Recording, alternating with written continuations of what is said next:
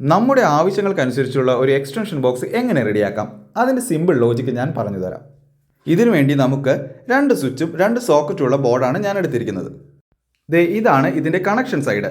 ഇതിൽ 3 വയറുകൾ കണ്ടോ നിങ്ങൾ? ഒന്ന് റെഡ്, അതാണ് ഫേസ് ലൈൻ, വോൾട്ടേജ് ഉള്ള ലൈൻ. മറ്റേത് യെല്ലോ കാണുന്നതാണ് എർത്ത്, നമ്മൾ ബ്ലാക്ക് കാണുന്നത് ന്യൂട്രൽ. ഇതിൽ ഈ റെഡ് വയർ കണ്ടോ നിങ്ങൾ? ഇതാണ് ഫേസ് ലൈൻ, എന്ന് വെച്ചാൽ വോൾട്ടേജ് ഉള്ള ലൈൻ. ഇത് നേരെ സ്വിച്ചിൻ്റെ ഈ കോമൺ പൊസിഷനിലായിരിക്കും കയറുന്നത്. ഫേസ് ലൈൻ എല്ലാം നമ്മൾ സ്വിച്ചിൻ്റെ കോമൺ പൊസിഷനിലായിരിക്കും കൊടുക്കേണ്ടത്. ഇനി ഈ കോമണിൽ നിന്ന് അടുത്ത സ്വിച്ചിൻ്റെ കോമണിലേക്ക് ഒരു ലൂപ്പ് വയർ പോലെ ഇതുപോലെ കൊടുത്തു കഴിഞ്ഞാൽ നമുക്ക് ഓരോ സ്വിച്ചും ഇങ്ങനെ ആഡ് ചെയ്യാൻ സാധിക്കും. അപ്പോൾ ഫേസ് ലൈൻ വന്നിട്ട് വോൾട്ടേജ് ഉള്ള ലൈൻ വന്നിട്ട് ഓരോ സ്വിച്ചിൻ്റെയും കോമണിൽ കയറും. ആ സ്വിച്ചിൻ്റെ കോമണിൽ നിന്ന് മറ്റൊരു സ്വിച്ചിൻ്റെ കോമണിലേക്ക് ഇതുപോലെ ലൂപ്പ് വയർ ഉപയോഗിക്കുക. സ്വിച്ചിൻ്റെ ഈ താഴെ കാണുന്നതാണ് അതിൻ്റെ ഓൺ പൊസിഷൻ. ഇത് 1 വേ സ്വിച്ചാണ്. ഇതിൽ നിന്ന് ഒരു ലൂപ്പ് വയർ ഉപയോഗിച്ച് സോക്കറ്റിൻ്റെ വലതുഭാഗത്ത് കൊടുക്കുക, ഇതുപോലെ. അപ്പോൾ എങ്ങനെയായിരിക്കും കണക്ഷൻസ് വരുന്നത്? ഈ ഫേസ് ഓരോ സ്വിച്ചിൻ്റെയും കോമണിൽ വന്ന് നിൽക്കുന്നുണ്ട്.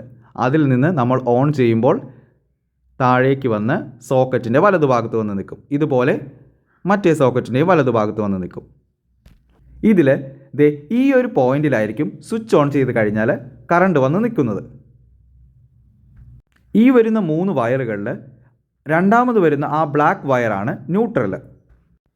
ഇതിൽ ശ്രദ്ധിക്കേണ്ട ഒരു കാര്യം എന്തെന്നാൽ ഈ കാണുന്ന ബ്ലാക്ക് വയർ ന്യൂട്രൽ, പിന്നെ ആ കാണുന്ന മഞ്ഞ വയറും എർത്ത്, ഇത് രണ്ടും ഡയറക്റ്റ് പ്ലഗ് സോക്കറ്റിൻ്റെ ഈ പോയിന്റുകളിലായിരിക്കും വരുന്നത്. എന്നാൽ ഫേസ് ലൈൻ, അതായത് വോൾട്ടേജ് ഉള്ള ലൈൻ, അത് മാത്രമാണ് ഡയറക്റ്റ് സ്വിച്ചിലേക്ക് വരുള്ളൂ. ഈ ബ്ലാക്ക് ന്യൂട്രൽ വയർ നമ്മൾ ഈ സോക്കറ്റിൻ്റെ ഇടതുഭാഗത്ത് കൊടുക്കണം.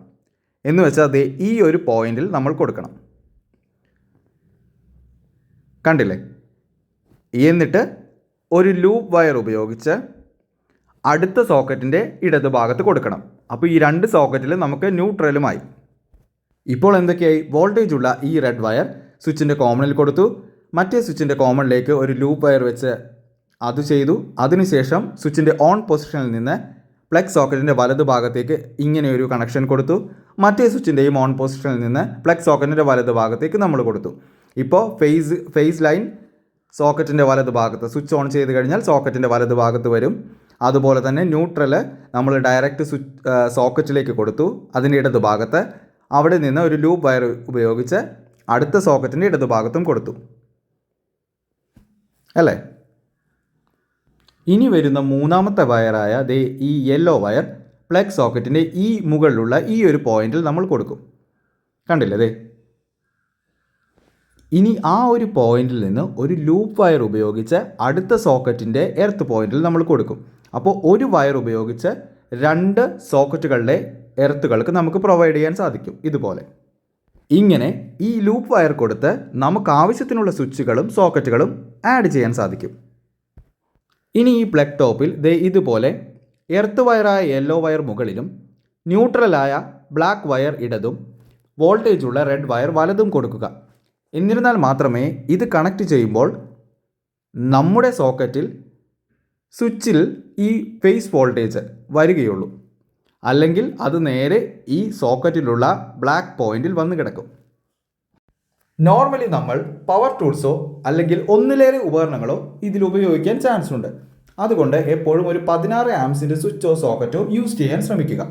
അതുപോലെ തന്നെ 16 ആംസിൻ്റെയാണ് സ്വിച്ചും സോക്കറ്റുമെങ്കിൽ നമ്മൾ ന്യൂട്രലും ഫേസ് വയറും ഒരു 2.5 mm² വയറൊക്കെ യൂസ് ചെയ്യാൻ ശ്രമിക്കുക. ഈ ഉപകരണങ്ങളുടെ പവറും കറണ്ടും അതിനനുസരിച്ചുള്ള സർക്യൂട്ട് ഡിസൈനിങ് ഒക്കെ ഇനി വരുന്ന വീഡിയോകളിൽ ഞാനിടാം.